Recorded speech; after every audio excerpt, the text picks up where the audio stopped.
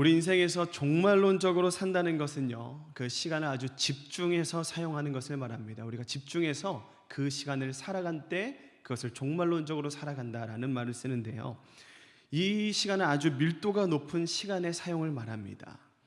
여러분은 일주일간에 어느 시간을 가장 밀도가 높게 종말론적으로 살아가고 계십니까? 학생들에게 있어서는 아마도 시험 직전일 것입니다. 평소에는 막 놀다가도 시험이 막 닥쳐오면은 엄청 집중해서 그 시험을 위해서 공부하기 시작하죠. 직장인들에게는 어떤 프로젝트나 어떤 업무의 마감일이 다 되어가면 마음이 막 졸여옵니다.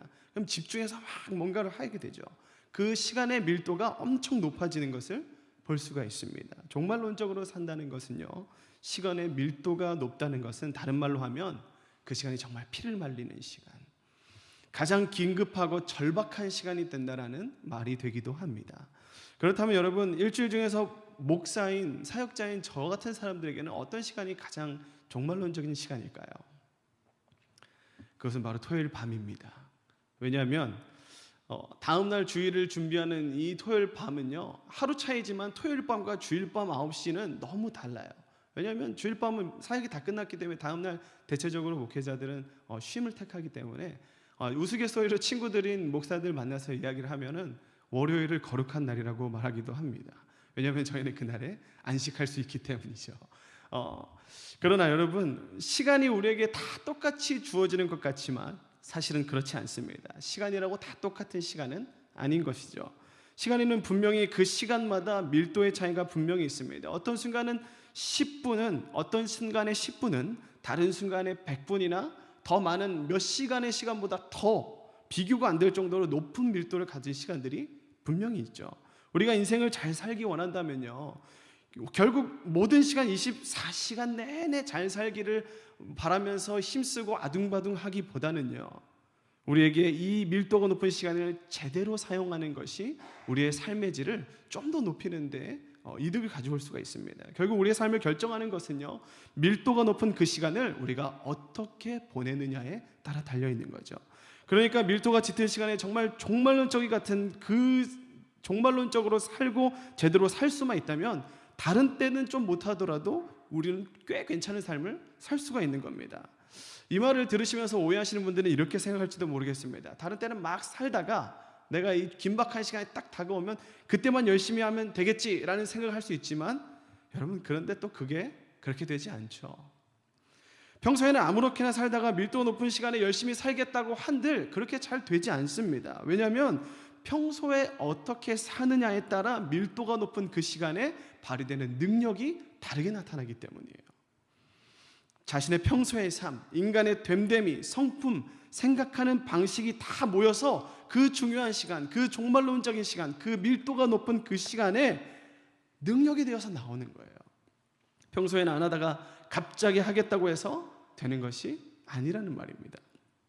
그래서 우리의 평소의 삶은 너무나도 중요한 거예요. 여러분들 평소의 삶에도 열심을 다하시는 여러분이 되시기를 축복합니다. 하나님도 예수님도 그렇게 사셨어요. 평소에도 열심히 하시다가 종말론적인 시간이 다가오면 더 집중해서, 더 긴장하면서, 더 힘을 쏟으시면서 사셨습니다. 여러분, 예수님께서는 우리를 구원하시기 위해 이 땅에 오셨습니다. 믿으십니까? 아멘. 우리가 잘 아는 이야기죠. 죄 없으신 그분이 죄인들을 위해서 이 땅에 오셨고, 죄 없는 우리는 가만히 있지만 죄가 없으신 그분은 십자가에 달려 돌아가셨습니다. 그래서 죄가 있어서 사망의 길, 지옥으로 갈 수밖에 없었던 우리의 인생을 생명의 길, 천국으로 갈 수 있는 길을 열어주셨죠. 그런데 만일 예수님이 이 땅에 오신 이유가 그것뿐이라면, 십자가에 달리는 그 일뿐이라면 그분은 굳이 이 세상에 33년이라는 시간을 살 필요가 있었을까요? 아니, 그러지 않았을 겁니다. 아기로 오실 필요 없이 그냥 어른의 형상으로 오셔서 그냥 잠시 있다가 십자가에 달리시면 됐습니다. 그러나 예수님 그러지 않으셨죠.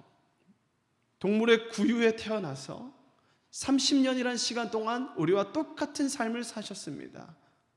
어린아이의 시절을 지나고 청년의 때를 거쳐서 이제 공생애로 들어선 3년 동안의 사역을 하시고 하나님의 열매, 하나님의 사역, 하나님이 명령하신 그 사역인 십자가 사역을 완주하셨죠. 그러므로 우리가 알 수 있는 것은요, 예수님께서는 우리를 구원하신 구세주일 뿐만 아니라, 즉 죄 가운데 있는 우리를 구원하시기 위해서 죄 없으신 분이 돌아가신 그 구세주일 뿐만 아니라, 그와 동시에 예수님은 그분을 믿는 우리가 이 땅에서 예수님을 믿는 자로서 어떻게 살아가야 될지, 그 믿는 자의 길, 삶의 방식을 모범으로 보여주신 삶의 본이 되시기도 하신다는 거예요. 그 30년 동안의 삶을 우리가 다 읽을 수는 없지만 그 삶도 매우 중요한 시간이 있었다라는 거죠. 예수님은 우리를 구원하셨을 뿐만 아니라 믿는 자로서 우리가 어떻게 살아가야 되는지 본으로 보여주신 것입니다. 여러분, 아무리 훌륭한 위인이라더라도요, 그 삶을 자세히 들여다보면 분명히 뭔가 안 좋은 것들이 드러나기 마련입니다. 그러나 성경책은 그런 위인들보다 훨씬 뛰어난, 아주 완벽하게 자신의 삶을 컨트롤하신 그 한 사람을 소개하는데, 그분을 예수님이라고 말하고 우리 보고 그분을 소개하고 있는 겁니다. 그분을 따라가라고. 예수님께서는요, 우리에게 가장 완벽한 삶의 본을 보여주셨어요.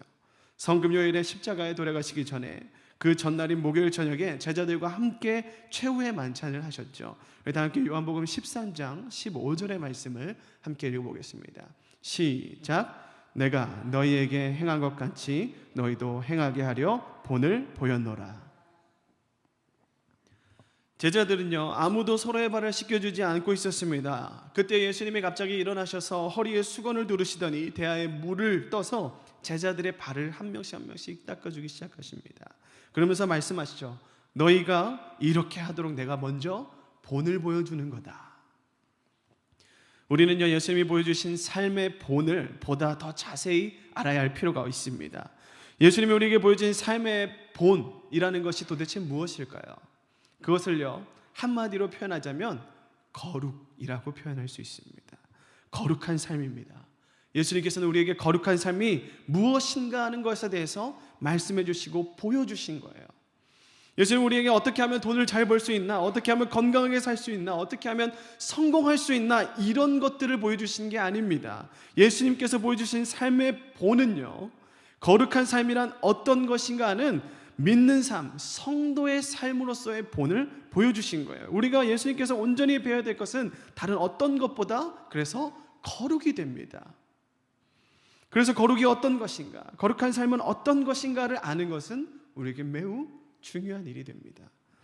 그런데 우리가 예수님을 닮아가기 위해서 애쓰며 그분을 본보기로 삼아가면서 조심해야 될 것이 한 가지가 있습니다. 그것은 뭐냐면 예수님께서 이 땅에 보내신 모든 시간, 그 모든 시간이 다 그분의 거룩의 본이라고 생각하면 안 된다는 거예요.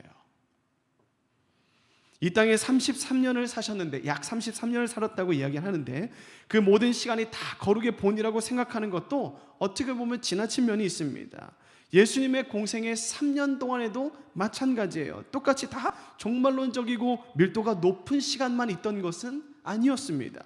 그 중에는 이곳저곳으로 이동하면서 걸어가는 시간도 있었고요, 밤에 주무시는 시간도 있었고, 화장실을 가는 때도 있었을 겁니다. 그런 시간까지 다 거룩의 본을 삼으라는 것은 아니에요. 예수님의 공생의 3년 가운데 특별히 종말론적이고 밀도가 높은 시간이 분명히 있었다라는 거죠.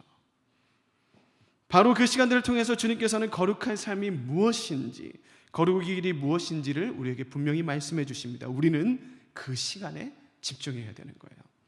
예수님께서 가장 의미 있게 보냈던 시간, 그렇다면 예수님의 종말론적이고 그 밀도가 높은 시간들 중에서도 가장 종말론적이고 밀도가 높은 시간이 언제였을까요? 그 시간은 바로 우리가 본문에서 함께 읽은 겟세마네에서의 기도 시간이었습니다. 주님의 삶 가운데 이때만큼 절박하고 중요하고 처절하고 집중되어 있던 적은 아마 없었을 겁니다. 마태복음에 나와 있지 않았지만 의사였던 누가는 이렇게 쓸 정도였습니다. 함께 누가복음 22장 44절의 말씀을 함께 읽어보겠습니다. 시작. 예수께서 힘쓰고 애써 더욱 간절히 기도하시니 땀이 땅에 떨어지는 핏방울 같이 되더라.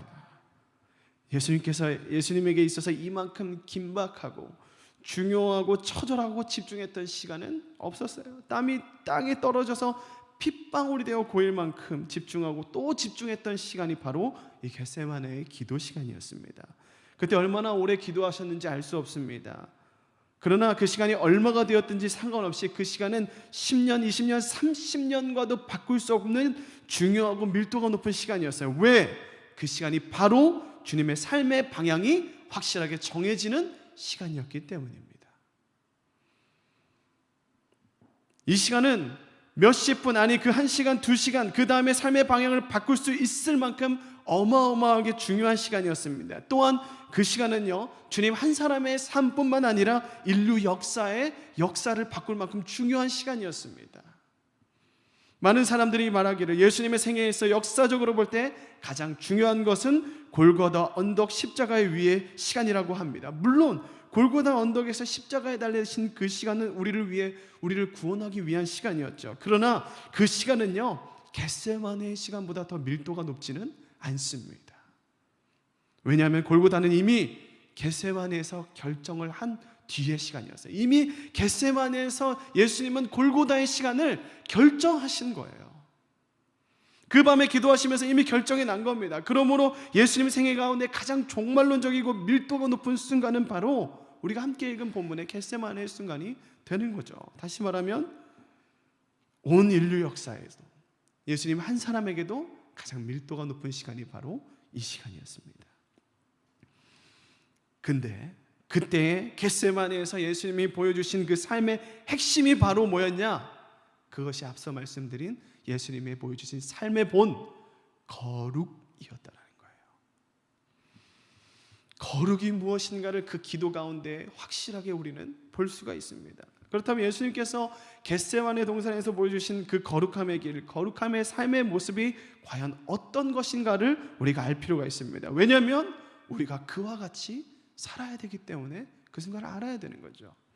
우리가 그리스도인이라고 한다면, 즉 예수를 믿고 따르는 사람이라고 한다면 예수님은 우리의 삶의 모범이시고 우리도 그의 길을 따라 살아가야 하기 때문에 겟세마네에서 보여주신 모습, 삶의 모습, 거룩함의 원리는 우리에게 너무 중요한 거예요. 그렇다면 겟세마네에서 보여주신 그 삶의 원리, 거룩의 풀이를 어떻게 하면 우리는 쉽게 받아들일 수 있을까요? 예수님께서 겟세마네에게 보여주신 그 모습, 거룩한 삶의 핵심은 무엇인가? 그것은 바로 포기였습니다. 최근도 아니죠. 한참 오래전에 내려놓음이라는 책이 한참 유행했습니다. 그래서 더 지난 후에 더 내려놓음이라는 책도 있을 만큼 이 내려놓음에 대한 많은 영역들을 우리가 묵상하고 생각하고 책을 읽으신 분들도 어떤 말인지 다 알 수 있을 거예요. 그런데요, 이 거룩은요, 단순히 내려놓는 정도만으로는 충분하지 않습니다.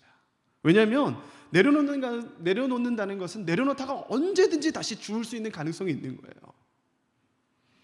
완전히 버리는 것이 포기이고 이것이 보여주신 주님의 보여주신 거룩함의 모습이었습니다. 겟세마네에서 예수님이 그 밤에 온통 붙들고 싸우신 것이 무엇입니까? 철저하게 몸부림치신 것, 그분이 정말 절박하게 싸웠던 주제, 땀이 핏방울이 되어 떨어질 만큼 절박하게 싸우면서 매달렸던 그것은 바로 포기였어요. 무엇을 포기했을까요? 본문 39절의 말씀을 우리 함께 읽어보도록 하겠습니다. 본문 39절의 말씀 시작. 조금 나아가사 얼굴을 땅에 대시고 엎드려 기도하여 이르시되 내 아버지여 만일 할만하시거든 이 잔을 내게서 지나가게 하옵소서. 그러나 나의 원대로 마옵시고 하셨고 아버지의 원대로 하옵소서 하시고, 주님께서 얼마나 그 순간에 힘들고 어려웠는지 심히 놀라시고 슬퍼할 정도였습니다. 얼마나 힘드셨는지를 가늠할 수 있는 장면이 또 앞에 있는데요, 겟세마네 기도하러 올라가시고 먼저 처음에 기도하시고 제자들의 기도를 부탁한 후에 처음에 내려오셨을 때 제자들을 만나면서 이런 말씀을 하십니다. 우리 함께 본문 말씀 앞절인데 36절과 38절 함께 읽어보겠습니다. 36절에서 38절 시작. 예수께서 제자들과 함께 겟세마네라는 곳에 이르러 너희는 여기 앉아 있으라 하시고 베드로와 세베대의 두 아들을 데리고 가실새 고민하고 슬퍼하사 이에 말씀하시되 내 마음이 매우 고민하여 죽게 되었으니 너희는 여기 머물러 나와 함께 깨어 있으라 하시고, 예수님이 올라가시면서 아끼시는 제자들을 따로 또 불러서 부탁합니다. 내 마음이 어렵다, 지금 힘들다, 그러니까 나를 위해서 기도해라 라고 하고 기도하러 올라가십니다. 여러분, 성경을 잘 살펴보면서 예수님의 공생애를 보면요, 예수님이 이처럼 제자들에게 부탁하신 적이 있었습니까? 자신의 개인적인 감정을 토로하시면서 내 감정이 이러니까 너희 나를 위해서 좀 기도해라 라고 부탁한 적은 한 번도 없습니다. 여기가 유일한 장면이에요. 얼마나 힘드셨으면 이때 제자들에게 심히 고민하여 죽게 되었다라는 표현을 하시면서까지 부탁을 하셨을까? 우리는 목장에서, 우리는 이 셀이나 우리 구역에서 이 나눔을 하면서 어려움을 나눌 때 서로 격려해주고 같이 기도해주는 것이 바로 이런 모습입니다.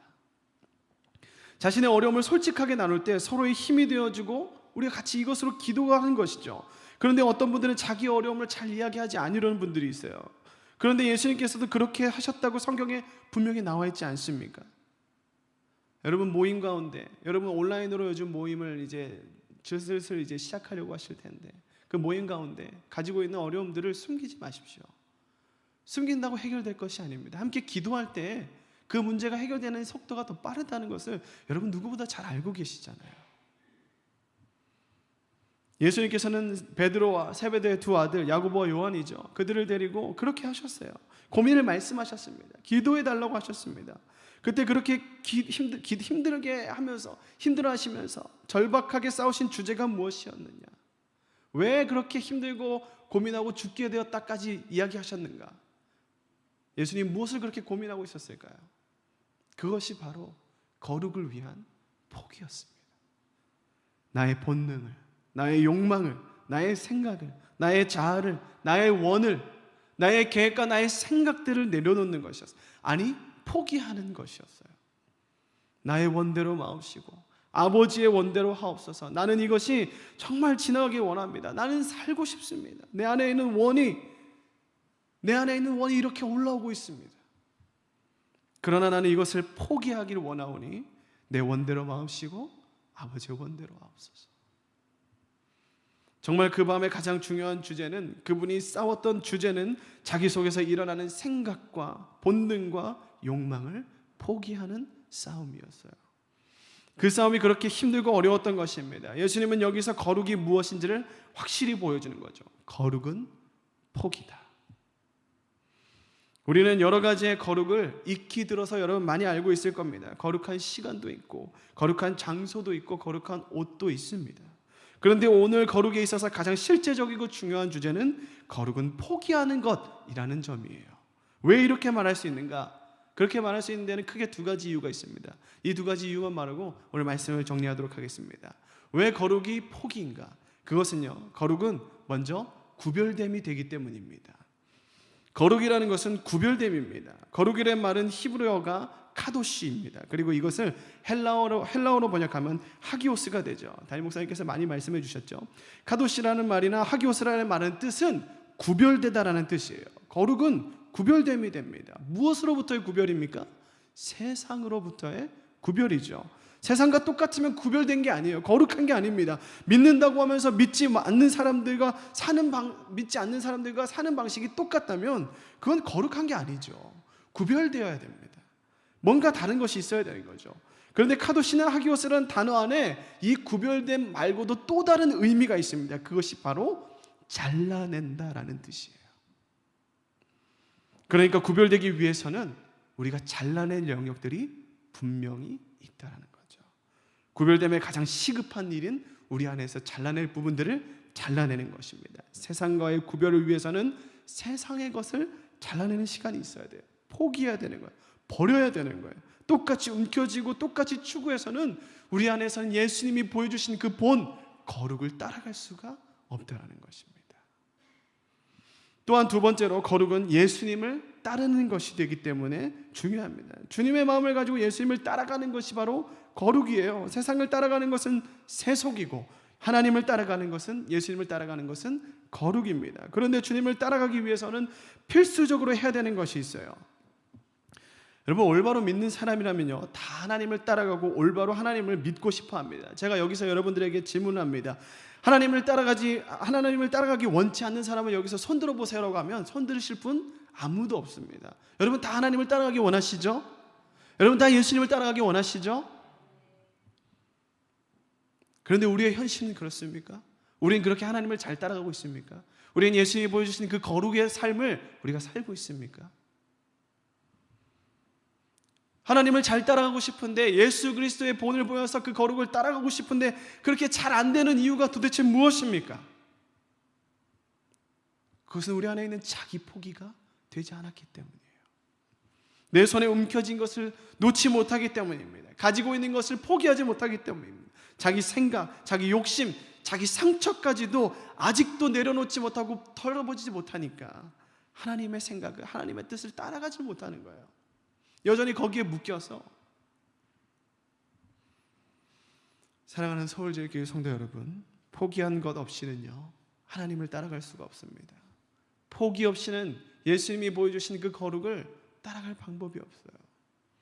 내가 주님이 원하시는 삶을 살기 위한 그 포기가 없는데, 내가 하나님이 기뻐하시는 삶을 위한 그 포기가 없는데 어떻게 우리 입에서 하나님을 사랑한다는 말을 그렇게 하실 수가 있어요?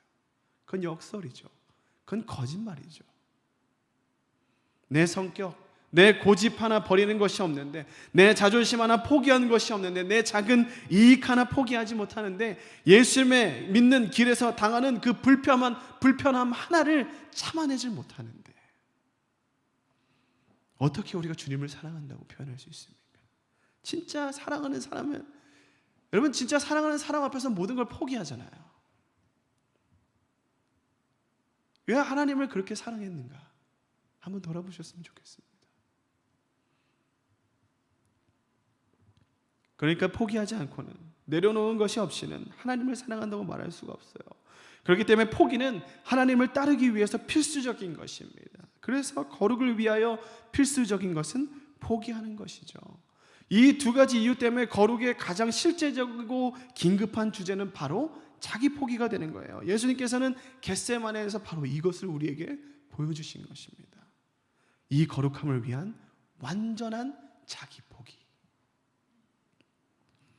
그렇다면 여러분, 무조건 다 내려놓는다고 해서, 무조건 나를 다 포기한다고 해서 그게 거룩이 될까요? 여러분, 또 그렇지는 않습니다. 왜 이렇게 왔다 갔다 하나 하실 줄 있지만, 포기한다고 해서 다 거룩함은 아닙니다. 어떤 경우에는 포기했는데 그것이 거룩이 아니라 세속일 수가 있어요. 죄일 수가 있습니다. 무조건 포기한다고 해서 다 거룩한 것은 아니에요. 그렇기 때문에 이 시간에 겟세마네에서 정말 거룩을 위해 자기를 포기하신 예수님의 모습 가운데 우리는 포기를 위한 좋은 교훈을 배워야 됩니다.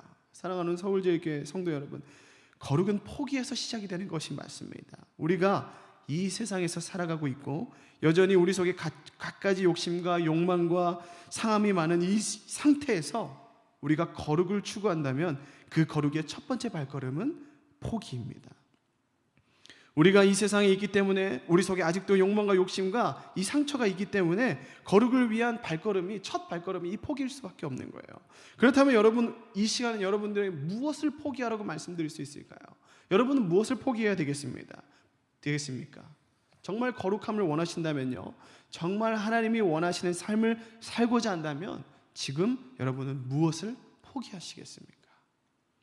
어떤 사람에게 있어서는 그것이 사소한 습관일 수도 있습니다. 어떤 사람은 그것이 사람과의 관계일 수도 있어요.